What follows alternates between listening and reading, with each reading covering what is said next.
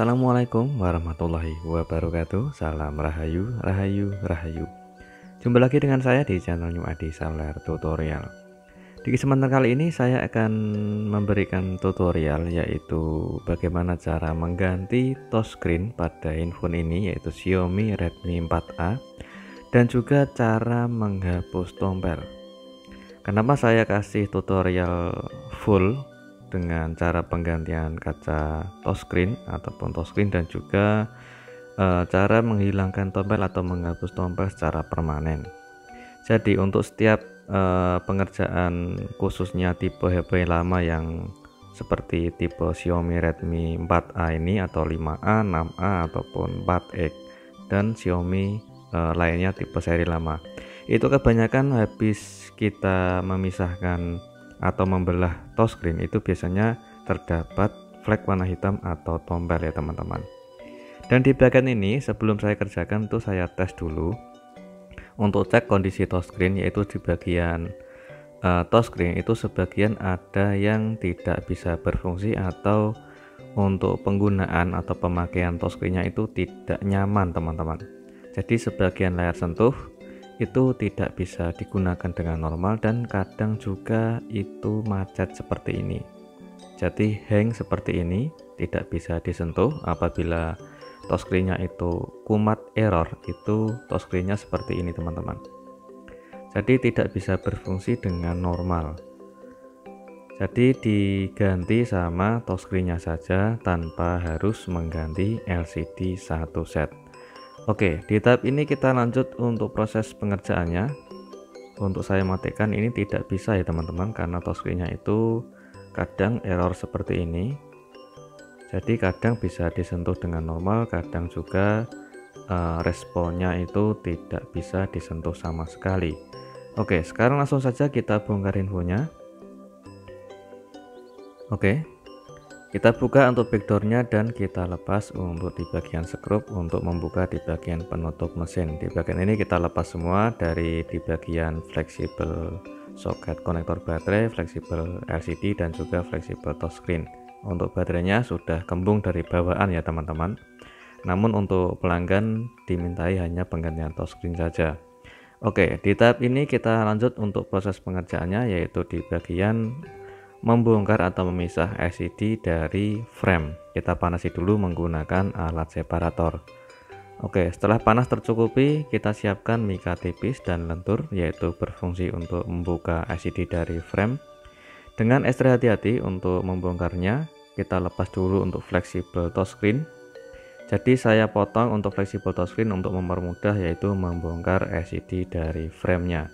Dengan tetap harus ekstra hati-hati agar LCD-nya itu bisa selamat teman-teman. Di bagian bawah ada fleksibel, jadi untuk masukkan mikanya jangan terlalu dalam. Oke, jika sudah kita lepas untuk LCD dari framenya, selanjutnya kita proses untuk membelah touchscreen dari LCD atau memisahkan LCD dari touchscreen-nya. Seperti biasa kita gunakan alat separator dengan panas yang sudah kita atur sebelumnya. Dan kita gunakan untuk benang atau kawat untuk memisahkan kaca touchscreen. Untuk kawat, ukuran kawatnya itu bebas ya teman-teman, tergantung kalian kebiasaannya menggunakan kawat ukuran berapa. Kalau saran saya ukuran yang buat para pemula itu lebih aman menggunakan 0,03. Oke, setelah kita memisahkan touchscreen dari LCD-nya, kita coba untuk tes, yaitu siapkan touchscreen yang baru sekalian kita tes di bagian LCD-nya. Jadi setelah kita pisah LCD dari frame maupun kita habis membelah atau memisahkan kaca touchscreen-nya, alangkah baiknya kita tes LCD untuk menyalakan LCD-nya beserta kita tes untuk fungsi dari touchscreen yang baru. Oke, di bagian inilah handphone sudah menyala dan terdapat ada flek warna hitam di bagian LCD setelah kita memisahkan LCD dari touchscreen-nya.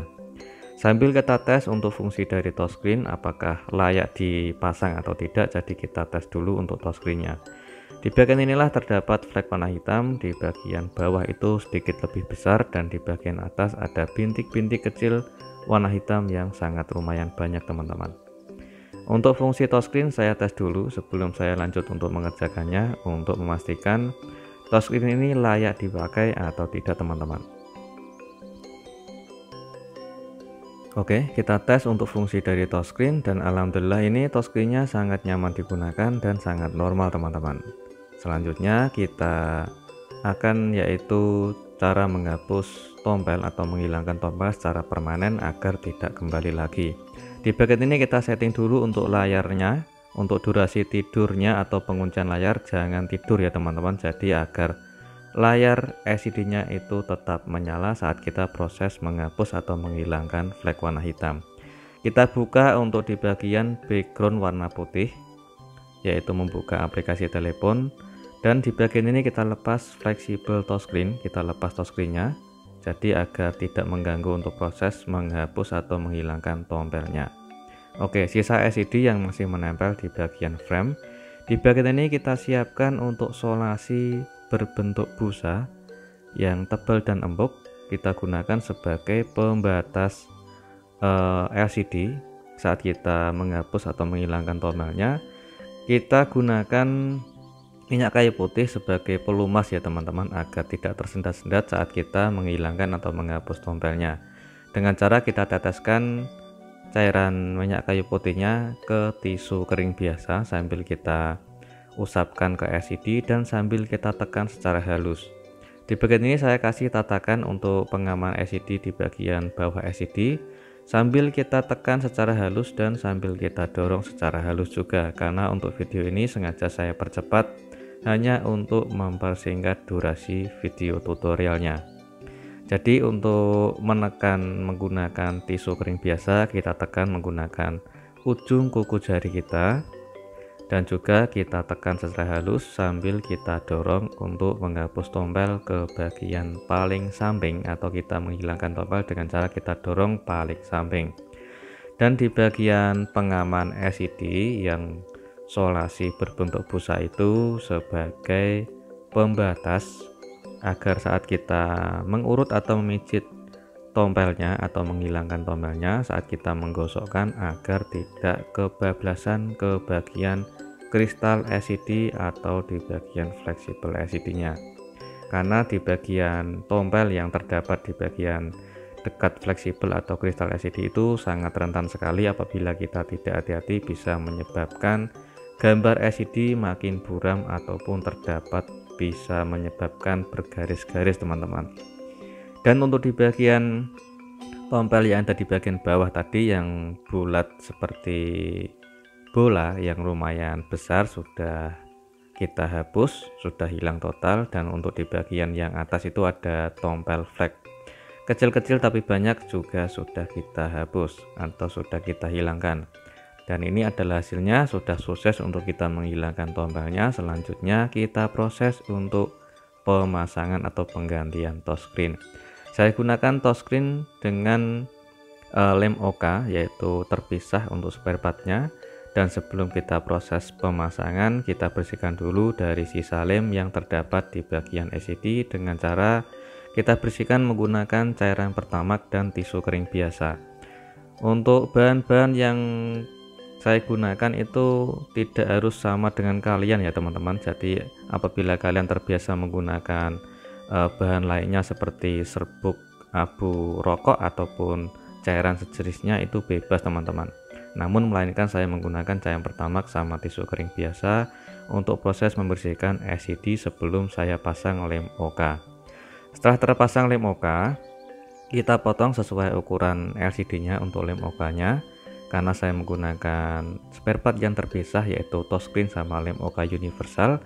Sekarang kita letakkan LCD ke bagian frame sambil kita kasih tatakan kertas sedikit di bagian bawah. Dan di bagian ini kita proses pemasangan touchscreen. Oke, untuk segel saya bersihkan dulu, dan di bagian ini kita lepas plastik pelindung lem OK keringnya, dan proses ini kita pemasangan touchscreen.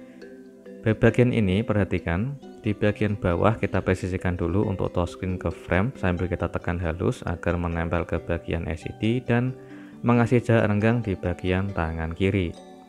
Jadi agar tujuannya tidak menempel secara otomatis, dan di bagian belakang harus dilihat apakah sudah presisi atau belum. Jika antara LCD dan touchscreen itu sudah lurus dan presisi, selanjutnya kita pijit secara halus dengan cara menekan menggunakan ujung kuku sambil kita dorong dari bawah ke atas, dan juga seterusnya untuk di bagian kiri ke kanan. Jadi seperti ini tahap detail untuk proses pemasangan touchscreen dengan cara manual. Jadi untuk menekan secara halus dari bawah sampai ke atas dan juga seterusnya dari kiri ke kanan seperti ini. Jadi tujuannya agar menghindari resiko agar tidak ada sisa gelembung yang ketinggalan di tengah LCD teman-teman. Jadi untuk menekannya secara halus saja sambil kita dorong pelan-pelan seperti ini. Jadi jangan sampai terlepas di bagian tangan kiri yang tujuannya untuk mengasih jarak renggang antara LCD sama touchscreen agar tidak menempel secara otomatis. Perhatikan di bagian ini sudah sampai titik akhir, kita tetap tekan secara halus dan kita kasih jarak renggang untuk menekannya sampai pojok atas itu menekannya secara halus juga teman-teman. Oke, sudah sukses untuk penggantiannya, tidak ada sisa gelembung sama sekali meskipun tanpa menggunakan alat beber remover. Selanjutnya kita langsung saja untuk proses pemasangan touchscreen, maksud saya pemasangan LCD setelah kita ganti touchscreen.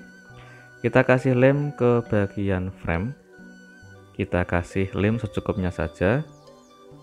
Oke, kita pasang untuk presisikan LCD ke frame sambil kita tekan secara halus seperti ini.